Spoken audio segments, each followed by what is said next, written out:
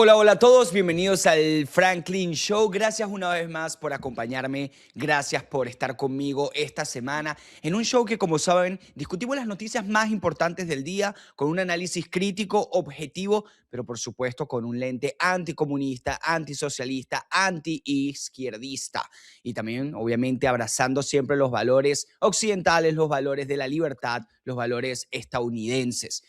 Hoy, la verdad, es un día, esta semana ha sido una semana de mucha noticia, de muchas cosas importantes, con el conflicto del Medio Oriente, con lo que sucede también en Venezuela, que no hay que perder el foco, que sigue siendo de vital importancia, no solo para los venezolanos, sino también para Washington, D.C. Y estaremos conversando de eso. Incluso también quiero decirles algo, se ha demostrado en un país de nosotros, de Latinoamérica, que el declive, el deterioro es una opción, es una decisión y les voy a estar mostrando por qué justo al final, así que quédense. No quisiera obviamente empezar sin antes agradecer a nuestros sponsors. Nosotros llegamos a ustedes de forma totalmente gratuita gracias a The One Coffee. Un café delicioso traído desde las tierras de Guatemala. The One Coffee, sabor sin igual. Recuerda, tú puedes disfrutar de este contenido sin ningún tipo de costo adicional gracias a nuestros sponsors que nos apoyan nuestro contenido en esta lucha cultural, en esta lucha comunicacional. Recordemos que, a ver, si uno ve los medios hispanos, ¿qué encuentra? Los medios hispanos convencionales. Encuentra medios progresistas que no son objetivos, que no comparten los verdaderos valores y principios hispanos de familia, de cristianismo, de sentido común. Pero aquí en Voz obviamente lo ofrecemos totalmente gratuito. Así que por favor apoya a nuestros sponsors, así también nos estás apoyando a nosotros y puedes disfrutar de este programa mientras que te tomas un café y recuerdas que Nicolás Maduro no tiene un café de calidad en Nueva York. Chávez, que afortunadamente no se encuentra entre nosotros y yo sí lo celebro porque es una persona muy, muy mala, tampoco puede disponer de un café de calidad. Así que bueno, vamos a empezar con las noticias más importantes. Donald Trump dio un discurso sumamente importante el pasado día miércoles 1 de abril, a las 9 de la noche, hora que es muy importante. ¿Por qué? Porque es el horario prime de los Estados Unidos. Y ese discurso lo ofreció para explicar la actualidad del conflicto en el Medio Oriente, de la guerra con Irán, conflicto que ya tiene más de 30 días. Y dijo algo muy importante, y es que Irán no puede tener un arma nuclear. Escuchemos. Mi primera preferencia siempre fue el camino de la diplomacia. Sin embargo, el régimen continuó su implacable búsqueda de armas nucleares y rechazó cada intento de acuerdo. Por esta razón, en el mes de junio ordené un ataque contra las principales instalaciones nucleares de Irán, una operación que llamamos Martillo de Medianoche. Nadie, absolutamente nadie, ha visto jamás algo parecido. Esos hermosos bombarderos B-2 tuvieron un desempeño verdaderamente magnífico. Aniquilamos por completo esos sitios nucleares. El régimen posteriormente intentó reconstruir su programa nuclear en un lugar completamente distinto, dejando en evidencia que no tenían la menor intención de abandonar su búsqueda de armas nucleares. También estaban acumulando rápidamente un vasto arsenal de misiles balísticos convencionales y pronto habrían tenido misiles capaces de alcanzar el territorio estadounidense, Europa y prácticamente cualquier otro lugar del planeta. La estrategia de Irán era tan obvia. Ellos querían producir la mayor cantidad de misiles posible y lo lograron con el alcance más largo que se pudiera imaginar. Además, poseían ciertas armas que nadie, absolutamente nadie, creía que tuvieran en su poder. Nos acabamos de enterar de esta situación y los eliminamos. Sí, los eliminamos a todos para que nadie, absolutamente nadie, se atreviera a detenerlos en su peligrosa carrera por obtener una bomba nuclear, un arma nuclear, una terrible arma nuclear como jamás se había visto antes en la historia. Estaban ya a las puertas de lograrlo. Durante años todo el mundo ha dicho que Irán no puede tener armas nucleares, pero al final esas son solo palabras vacías si uno no está dispuesto a tomar medidas cuando llega el momento. Aquí hay algo muy importante y es que Donald Trump inicia estas palabras, justamente este fragmento que a mí me pareció genial, explicando cómo el camino a la diplomacia se intentó y obviamente era la intención de los Estados Unidos. En términos ideales, los conflictos y las diferencias entre naciones importantes, sobre todo cuando se trata, a ver, el régimen iraní en cuanto a equipamiento militar se refiere, no está a la altura de los Estados Unidos, de hecho ningún país lo está, pero es el segundo país en cuanto a potencia militar se refiere del Medio Oriente después de Israel. Y ha tenido la capacidad de financiar grupos terroristas que han desestabilizado el Medio Oriente e incluso a los Estados Unidos, de alguna u otra forma. Tenemos a Hezbollah en el sur del Líbano, tenemos a Hamas que atacó a Israel el 7 de octubre y que gobierna la Franja de Gaza. Así que ha tenido la capacidad, ¿no?, de desestabilizar. Qué bonito sería poder solucionar problemas únicamente a través de la diplomacia. Y Donald Trump lo explicaba, pero no se puede. No se puede cuando no se está negociando de buena fe. Y eso a mí me hizo recordar a una frase célebre, muy importante de Winston Churchill. Él dijo, y la voy a leer para no equivocarme y no parafrasearla, porque es una frase demasiado buena como para perder algún tipo de contexto. Él dijo, no puedes razonar con un tigre cuando tienes la cabeza en su boca. Él lo dijo obviamente en el contexto de las negociaciones entre Gran Bretaña y Alemania en la Segunda Guerra Mundial en el año 1940, como, mira, sí, nosotros vamos a negociar con la Alemania nazi, pero nuestra supervivencia está en riesgo. ¿Cómo vamos a razonar y negociar de buena fe con un régimen, con un grupo de personas que quiere arrebatar nuestros derechos, nuestro territorio, nuestra vida, nuestra existencia? Y obviamente, salvando las distancias, yo pienso que ese era, ¿no?, el fundamento de esas palabras de Donald Trump, de Irán no puede tener un armamento nuclear. Y lo ideal, obviamente, sería tener una negociación, entendernos por vías diplomáticas, pero cuando no se puede, no se puede, y debes actuar. Y cuando la amenaza es inminente, de hecho, como jefe de Estado y como país, estás obligado a actuar. Y ahí obviamente también surge la pregunta, indiscutiblemente, de qué tan inminente era la amenaza. Y eso es algo que obviamente llevará a un análisis y un debate en los Estados Unidos por mucho tiempo. Sobre todo porque este conflicto del Medio Oriente está teniendo obviamente impacto también en la política doméstica de los Estados Unidos y en la economía de los estadounidenses. Si usted vive en los Estados Unidos, sabe exactamente a lo que me refiero, y si no vive, lo contextualizo un poco. La subida de los precios del petróleo, obviamente por el cierre del estrecho de Hormuz, ha generado un aumento de los precios de la gasolina importante, un aumento de aproximadamente el 50 o 70% con respecto a antes de la escalada de este conflicto. Y uno de los logros principales de Donald Trump una vez llegada a la presidencia, una vez llegó a la presidencia en enero de 2025, de enero del año pasado, había sido justamente la disminución de los precios, del precio de la gasolina. Ahora ha aumentado y eso obviamente tiene un impacto y tiene un impacto aún mayor cuando consideramos que hay elecciones en mitad de término. Pero sobre esto también habló Donald Trump el día de ayer, sobre el estrecho de Hormuz y sobre lo que está sucediendo. Estados Unidos no importa casi nada de petróleo a través del estrecho de Hormuz y no necesitará importar nada de allí en el futuro. No lo necesitamos, no lo hemos necesitado y no lo necesitamos. Hemos vencido y completamente diezmado a Irán. Están diezmados tanto militar como económicamente y en todos los demás aspectos. Y los países del mundo que sí reciben petróleo a través del estrecho de Hormuz deben encargarse de proteger ese paso, deben apreciarlo y cuidarlo, deben tomarlo y valorarlo profundamente. Ellos pueden hacerlo fácilmente, nosotros seremos de ayuda, pero ellos deberían tomar la iniciativa en proteger el petróleo del que tan desesperadamente dependen. Así que a esos países que no pueden conseguir combustible, muchos de los cuales se negaron a involucrarse en la decapitación de Irán, tuvimos que hacerlo nosotros mismos. Tengo una sugerencia. Primero, compren petróleo de los Estados Unidos de América. Tenemos mucho, tenemos muchísimo. Y en segundo lugar, es hora de reunir ese coraje que has tardado en mostrar. Debiste haberlo hecho mucho antes, debiste haberlo hecho con nosotros, tal como te lo solicitamos. Ve al estrecho, tómalo sin dudar y protégelo a toda costa. Úsenlo para su propio provecho. Irán ha sido diezmado de forma casi total. Lo más difícil ya está hecho, así que esto debería ser fácil y en cualquier caso, una vez que este conflicto termine, el estrecho se abrirá de forma natural, simplemente se abrirá por sí solo, de forma natural. Querrán poder vender su petróleo porque es todo lo que tienen para intentar reconstruir. Se reanudará el flujo y los precios de la gasolina bajarán rápidamente. Los precios de las acciones volverán a subir muy rápidamente. La verdad es que no han bajado demasiado. Bajaron un poquito, pero han tenido días muy buenos en los últimos 2 días. De hecho, nos ha ido mucho mejor de lo que yo pensaba. Pero tuvimos que hacer ese pequeño viaje a Irán para librarnos de esta horrible amenaza.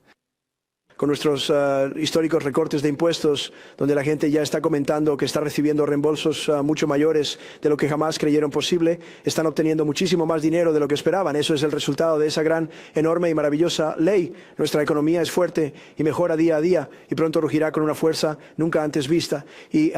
Para contextualizar nuevamente, el estrecho de Hormuz, para quienes no lo sepan, es básicamente un camino de agua, un pasaje de agua, ¿no? Que conecta el Golfo Persa con el Golfo de Omán. Y básicamente el 20% de la producción de petróleo total en el mundo tiene que pasar por allí. Por eso es que sí, el estrecho de Hormuz está cerrado, impacta en el precio de los barriles de petróleo y por lo tanto de energía y gasolina alrededor del mundo, porque hablamos de que una gran parte, el 20% del petróleo a nivel mundial se ve impactado.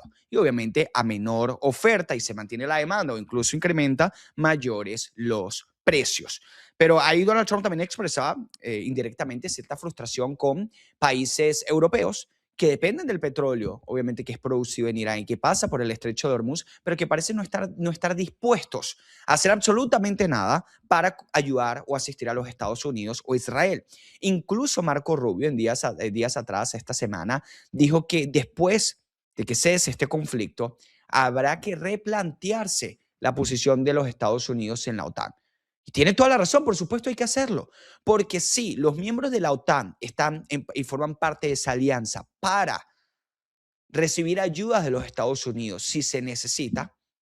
El caso de Europa, obviamente, con este conflicto con Rusia que inicia en el 2022 o escala en el 2022, pero no está esa alianza para ayudar a los Estados Unidos en combatir a un enemigo. Hay que replantearse esa alianza, porque definitivamente los países europeos que forman parte de la OTAN necesitan mucho más a Estados Unidos de lo que Estados Unidos los necesita a ellos. Por supuesto que sería excelente, ideal para los Estados Unidos tener aliados en Europa, definitivamente, esto es indiscutible. Pero si hablamos de un tema de necesidad, los países europeos necesitan aún más a Estados Unidos. Y si esa alianza existe únicamente para que Estados Unidos asista y ayude a los europeos, pero no para que los europeos ayuden a Estados Unidos, hay que replantearlo. El caso de España es una vergüenza, por ejemplo. Primero, no invierte en su propia defensa, no cumple con el mínimo aporte necesario para formar parte de la OTAN, que es la inversión de al menos un 2 o 3% del Producto Interno Bruto en defensa. Pero además, si ellos necesitan ayuda en algún momento, definitivamente Estados Unidos los ayudaría o estaría obligado bajo los propios códigos de la OTAN. Bueno, hay muchas personas que dicen que las estrategias, las misiones o los objetivos de este conflicto no han sido planteados o expresados coherentemente por parte de la administración. Y aunque Donald Trump obviamente tiene su propio estilo y a veces habla más de la cuenta, esto es sin ningún tipo de duda, Marco Rubio ha dejado, en mi opinión, muy claro cuáles son los objetivos y por qué se atacó a Irán. Y lo planteó en este tuit, lo resumió muy bien. Marco Rubio ahí dice, el presidente Trump ofreció un discurso muy poderoso esta noche y fue claro sobre nuestros objetivos en Irán. Primero, destruir las fábricas de armamento. Segundo, destruir la marina, obviamente aquí de Irán. Tercero, destruir toda su fuerza aérea. Y cuarto, destruir sus chances de tener una arma nuclear. El liderazgo del presidente envió un mensaje claro al mundo. Los Estados Unidos defenderá a su gente y sus intereses y sostendrá paz a través de la fuerza. Y esa frase, paz a través de la fuerza, que viene de Ronald Reagan, mi presidente favorito de los Estados Unidos, que obviamente logró combatir la Unión Soviética, no necesariamente a través de las armas, por cierto, ahí sí hubo o se permitió otro tipo de presiones, al menos en esa recta final que logró la victoria de los Estados Unidos, ¿no? Paz a través de la fortaleza. Porque hay personas que hablan de paz, pero no quieren justicia. Porque tú puedes tener paz permitiendo que los dictadores hagan lo que les dé la gana. Paz, entre comillas. Pero habla obviamente de violaciones de derechos humanos. Pondrás tu soberanía, tu integridad, tu seguridad, tu defensa en riesgo. Donald Trump en ese discurso habló de Venezuela. Porque Venezuela se ha convertido en un ejemplo de una operación militar exitosa. De hecho, cuando aquí hablas en Estados Unidos, incluso con personas que son un poco más aislacionistas en el tema de política exterior, que son escépticos con el tema de Irán, ellos te dicen, Venezuela no es Irán, porque ellos reconocen de alguna u otra forma, todas las personas honestas reconocerían que la operación militar en Venezuela fue un éxito, en el sentido de que se capturó una persona que era criminal, que había cometido crímenes contra ciudadanos estadounidenses, no murió ningún ciudadano estadounidense, La operación duró menos de 3 horas, es decir, bajo prácticamente cualquier criterio a juzgar fue un éxito. Y Donald Trump obviamente habló también de eso, de Venezuela, del ejemplo venezolano y de la operación Absolute Resolve del 3 de enero en este discurso. También quiero agradecer a nuestras tropas por la labor magistral que llevaron a cabo al tomar el control del país de Venezuela en cuestión de escasos minutos. Ese golpe fue rápido, letal, violento y respetado por todos en el mundo entero. Después de reconstruir nuestro ejército durante mi primer mandato, tenemos, con diferencia, el ejército más fuerte en cualquier parte del mundo. Y ahora estamos trabajando junto con Venezuela. Somos, en un sentido muy real, socios en una empresa conjunta. Nos estamos llevando increíblemente bien en la producción y venta de enormes cantidades de petróleo y gas. Las segundas reservas más grandes que existen en la Tierra después de los Estados Unidos de América. Bueno, Venezuela tiene las reservas de petróleo probadas más grandes del mundo, pero tiene una industria petrolera que ha sido obviamente destruida y devastada por el socialismo, por el régimen chavista. Y ahora está iniciando una ola de inversión en infraestructura para reconstruir todo ese sistema petrolero por parte de empresas estadounidenses. Empresas estadounidenses que al igual muestran ciertas reservas y cierto escepticismo y le han hecho llegar este escepticismo y estas dudas y cuestionamientos a la administración Trump en cuanto a la estabilidad política que existe en Venezuela. Sí, hoy Delcy Rodríguez, una tirana, una criminal, y eso hay que dejarlo muy en claro, colabora con los Estados Unidos, coopera con los Estados Unidos porque está obligada a hacerlo, porque no quiere terminar como Maduro, no quiere terminar en una prisión de máxima seguridad en Nueva York. Pero esto puede cambiar definitivamente. Y yo lo he sostenido. Mi mayor preocupación con el tema Venezuela es que Donald Trump termine su presidencia sin que exista antes la transición política democrática en Venezuela. Dado que si eso sucede, el próximo presidente, que bueno, muchos dicen puede ser Marco Rubio, ojalá ese sea el caso, ojalá ese sea el caso, pero si no, porque la política estadounidense es sumamente volátil, sobre todo en los últimos años, de ser un presidente demócrata o incluso un presidente republicano un más aislacionista, como parece ser el caso de J.D. Vance, por citar un ejemplo, la lucha por la libertad de Venezuela, la causa por la libertad de Venezuela, sufriría un retroceso. Y nuestros mayores aliados son Donald Trump y definitivamente Marco Rubio. Pero lo que quiero decir sin desviarme del tema, las empresas petroleras han generado cierto escepticismo sobre la estabilidad política en Venezuela, como diciendo, sí, vamos a meter dinero allí, vamos a invertir, vamos a reconstruir el sistema, vamos a mejorar la infraestructura, pero ¿qué pasa en Venezuela? ¿Qué garantía tenemos de que no nos van a expropiar nuevamente en 2 años, en 3 años, en 5 años? Y a eso obviamente tiene que responder la administración Trump, y es por ello que Marco Rubio ha expresado en reiteradas ocasiones la necesidad de que exista una transición política en Venezuela. Pero ante esto, también esta semana recibimos unas noticias que a mí no me hicieron feliz, pero que tampoco han de sorprender. No me alegraron, pero no han de sorprender cuando uno entiende el marco de las negociaciones y los procesos de transición política. Y es que, y lo vemos aquí en esta portada, el Estados Unidos ha levantado sanciones a la dictadora interina, yo la llamo así, yo no la llamo presidenta o presidente, dictadora interina de Venezuela, Delcy Rodríguez. En el año 2018, justamente por los lazos que tenía Delcy, o que tiene Delcy Rodríguez con Nicolás Maduro, a ella la habían sancionado. Bueno, esas sanciones han sido levantadas. A mí no me gusta esta noticia, no me alegra en ninguna forma o de ninguna manera. De hecho, no lo defenderé, pero intentaré explicarlo o intentaré entenderlo. Así funcionan los procesos de cooperación y transición política. Y al final los procesos de transición política se deben juzgar por sus resultados. Y si en Venezuela se logra una transición política, se logran elecciones libres y una limpieza o una transición de todo el sistema, de sus instituciones, de las mafias criminales, bueno, definitivamente esto es un precio que habrá que pagar. Las transiciones políticas no surgen bajo términos ideales o perfectos, sino bajo términos pragmáticos. No sucede lo que uno quiere que suceda, sino lo que es mejor o lo más factible. Pero no, obviamente a mí no me alegra porque Delcy Rodríguez es una criminal y sus cuentas bancarias están con dinero robado. Y yo no quiero que ella tenga disposición o acceso a ese dinero, a esos recursos. Es muy sencillo para mí. Pero al mismo tiempo, al final, este tipo de decisiones se tendrán que juzgar con los resultados de la negociación de la cooperación.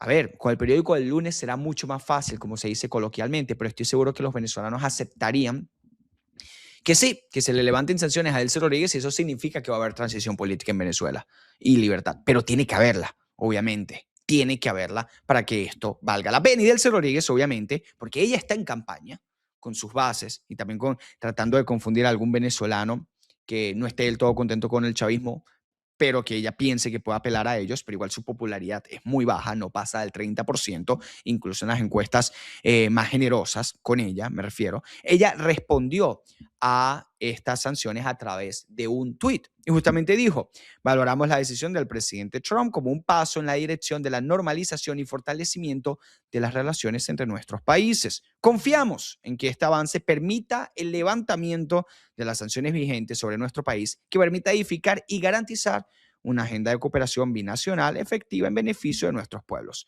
Sigamos avanzando en la construcción de una Venezuela próspera para todos. Sigamos avanzando.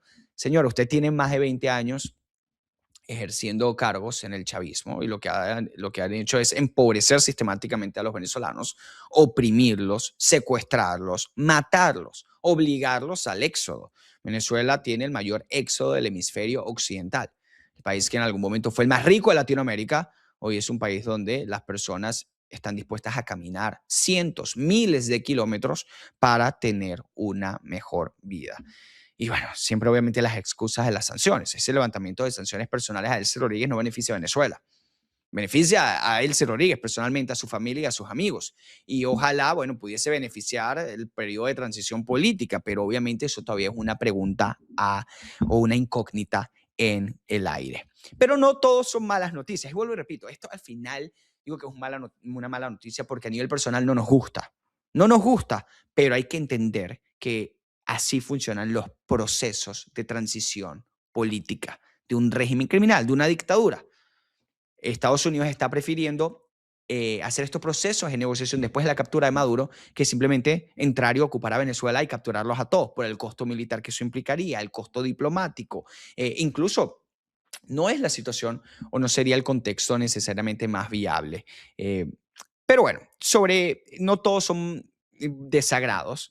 Y es que María Corina Machado se reunió con Marco Rubio y hablaron obviamente de su compromiso con la democracia y con la libertad. Ahí lo podemos ver en este tuit que publicó María Corina Machado y una fotografía y ahí dice: excelente reunión con el secretario de Estado Marco Rubio. Gracias por su compromiso con la democracia, la libertad y el bienestar de los venezolanos. Parte importante, se acerca el día en que reuniremos a nuestras familias en Venezuela. Avanzamos. Y es que Marco Rubio incluso en algunas presencias de medios de comunicación, entre ellos Al Jazeera, que es un medio de izquierda, súper de izquierda, sobre todo en temas de política exterior, Marco Rubio decía que por supuesto que va a haber transición política en Venezuela, tiene que haber democracia, tienen que haber elecciones, los venezolanos deben elegir el próximo liderazgo del país. Entonces, bueno, esa es la realidad, ¿no? En cuanto a Venezuela se refiere, han pasado ya 3 meses de la captura de Nicolás Maduro. Hay avances, no son todo lo que nos gustaría ver, no va con la velocidad que nos encantaría. Uno quiere que Venezuela sea libre, no mañana, no hoy, sino ayer. Pero hay liberación de más de 600 secuestrados políticos, han existido ciertas reformas en cuanto al sector energético se refiere, hubo una reapertura de la Embajada de Estados Unidos en Venezuela, ha habido destitución de miembros del chavismo que tenían mucho tiempo ocupando esos cargos y han sido reemplazados por otros chavistas, pero hay cierto progreso, no con la velocidad que quizá nos gustaría, pero si hace 3 meses te hubiesen dicho que Maduro iba a estar en una prisión de máxima seguridad en Nueva York, que iba a haber una embajada de Estados Unidos en Venezuela, que iban a haber empresas americanas entrando a Venezuela a invertir en infraestructura, en el sector petrolero, seguramente hubieses pensado que estaba soñando. Bueno, no estás soñando, es la realidad. Estamos todavía en un proceso que parece lejos para encontrar o para alcanzar ese ideal, pero es un proceso al fin. Hay que ser pacientes y, la verdad, darle confianza a una administración que ha demostrado tener un interés genuino en la libertad de Venezuela, un interés nacional en que Venezuela sea libre, y eso es más importante que cualquier otra cosa, porque lo mejor que nos ha pasado es que esta administración entienda que para que Estados Unidos sea más seguro y más próspero, Venezuela tiene que ser libre. No que tienen que lograr la libertad de Venezuela para que los venezolanos vivan mejor. Bueno, por supuesto, eso es algo muy bonito, pero lo mejor que nos ha pasado es tener una administración que entiende que Estados Unidos será un lugar mejor si Venezuela es libre. Pero hay un video que me dio mucha risa y vuelvo un poco atrás con el discurso de Donald Trump. Y me dio risa porque fue como un comentario que dio Kamala Harris justamente sobre el discurso que iba a ofrecer Donald Trump en la noche. Y escuchemos a Kamala Harris, que ha estado un poco perdida en las noticias últimamente, pero ella tiene aspiraciones de correr nuevamente. Así que tiene que de alguna u otra forma aparecer. Vamos a ver lo que dijo. Hola a todos, pues no voy a poder ver el discurso del presidente esta noche, pero lo importante es esto. Él metió a Estados Unidos en una guerra que la gente no quiere. Ha puesto a las tropas estadounidenses en una situación de grave peligro. Los precios están subiendo cada día que pasa y mientras tanto, él no ha hecho absolutamente nada para abordar las necesidades de la gente de Estados Unidos y les aseguro que intentará atribuirse la victoria esta noche. Pero la cruda realidad es que estamos observando lo que realmente hace en lugar de prestar atención a lo que simplemente dice. Kamala Harris siempre tiene la forma de superarse. La verdad es una persona que transmite muy poco, no es la más elocuente con sus palabras, no es la más elocuente, la verdad, y hay que ser completamente honesto. Muchos me dirán, pero llegó a ser vicepresidente, Franklin. ¿Quién eres tú para criticarla? Bueno, primero yo critico a quien me dé la gana, ¿no? Y tú también, y perdón, y tú también deberías hacerlo. Mira, ya me molesté pensando en las posibles respuestas de los izquierdistas. Tú también tienes el derecho de criticar a quien te dé la gana. Pero la verdad, objetivamente, Kamala Harris ha sido una persona que sí ha tenido importantes logros políticos, pero cuando uno analiza y estudia a profundidad cómo llegó a los cargos que llegó, la verdad no quiero decir que tuvo suerte porque obviamente debe tener diferentes talentos, pero su principal talento no es comunicacional. Su principal talento no es tampoco de agilidad mental o argumentativa, no lo es. De hecho, invito a todos rápidamente, no lo tengo para ustedes, pero que vean el famoso análisis que hizo Kamala Harris de la guerra entre Ucrania y Rusia, porque hizo verdaderamente el ridículo. Pero Kamala Harris es una persona que intentó ser presidente, falló, obviamente perdió contra Donald Trump, intentó ser presidente o la candidata demócrata para el año 2020 y se retiró antes de las primeras primarias porque tenía en las encuestas menos de 2%. Incluso en California, que es su estado, el estado donde yo vivo y es el estado donde ella también inició su carrera política, no tenía ningún tipo de popularidad, no gozaba de popularidad. Y ahora está criticando a Donald Trump, antes de este discurso en horario prime, diciendo que, bueno, que Donald Trump ha fracasado, que hace la vida de los americanos peores. Señora, usted fue vicepresidenta. ¿Y qué sucedió con Estados Unidos durante su vicepresidencia? Bueno, en términos de política exterior, las dictaduras se hicieron más fuertes, empezando por Rusia, que invadió a Ucrania bajo la administración de Joe Biden.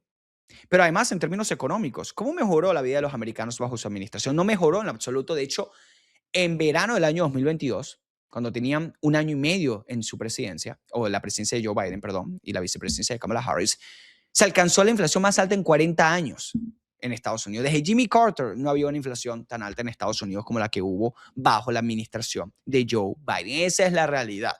A mí me da risa cuando los políticos, incluso más allá de los bandos, intentan no criticar al gobierno de turno, diciendo cómo es posible que gobiernes tan mal, que no hayas mejorado la vida de los americanos. ¿Y qué hiciste tú? ¿Y cómo lo hiciste tú? ¿Cuál es tu récord? Bueno, el récord de Kamala Harris definitivamente no es bueno. Y de hecho, es tan malo, por ejemplo, en términos migratorios, que hay tantas categorías que a veces uno se nos pasa todos los desastres que hizo, pero en términos migratorios, permitió el ingreso de inmigrantes ilegales criminales del Tren de Aragua. Imagínate los venezolanos que vimos la criminalidad en Venezuela para luego estar en Estados Unidos y tener a miembros del Tren de Aragua aquí. Pero hay un caso que invadió, ¿no? Y vamos a terminar con esto. Bueno, ya estamos casi terminando. Esto obviamente generó mucha controversia y mucha noticia. Y fue el caso, miren ustedes, de un inmigrante ilegal trans que cometió asalto sexual a un adolescente en Nueva York. Tenemos las imágenes, tenemos la fotografía. Se trata de esta persona, es un hombre que se cree mujer, e ingresó ilegalmente a los Estados Unidos, abusó sexualmente a un joven en Nueva York.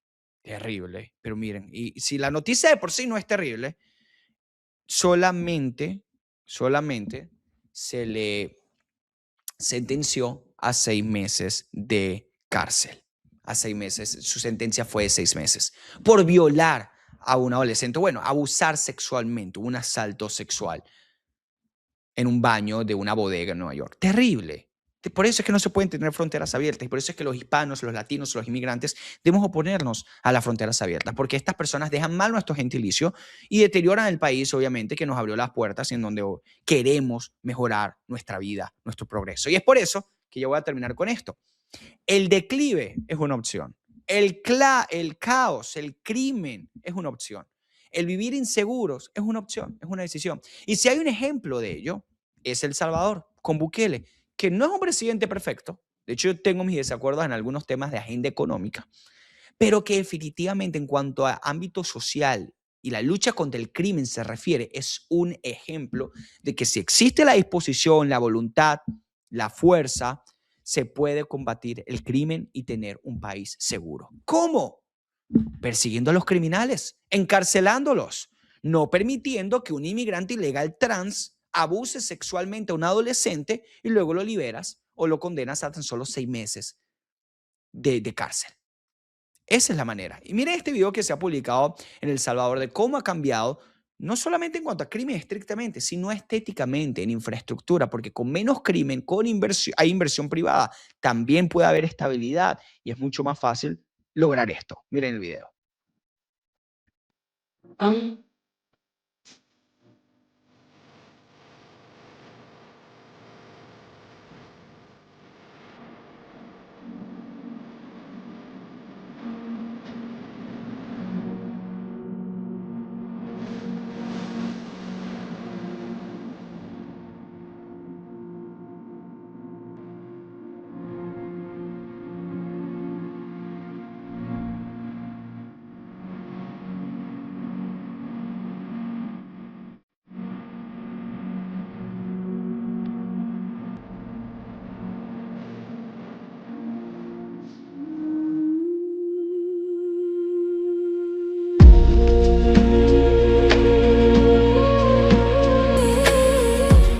El declive es una decisión, definitivamente. El hacer las cosas mal es una decisión. Y esa decisión es el convertirse en progresista, en aplicar políticas progresistas. Así que bueno, nos vamos con este video que es inspirador. Yo no creo que Bukele sea un presidente perfecto, lo repito, yo tengo mis diferencias en algunos temas de agenda económica y otras cosas, pero la lucha contra el crimen, entendiendo el contexto en el cual él asume el poder, definitivamente ha sido un éxito rotundo y un ejemplo. Yo quisiera decir que es un ejemplo para el resto de Latinoamérica. Es un ejemplo para el mundo, incluso también para los Estados Unidos, donde hay violadores, inmigrantes ilegales que tan solo les dan 6 meses de cárcel por abusar sexualmente a un adolescente. Terrible, nefasto, la verdad. Hay mucho, mucho trabajo por hacer y lo estamos haciendo aquí en Voz Media y lo estás haciendo también tú apoyando este contenido. Muchas gracias por acompañarme y nos vemos la próxima. Hasta luego.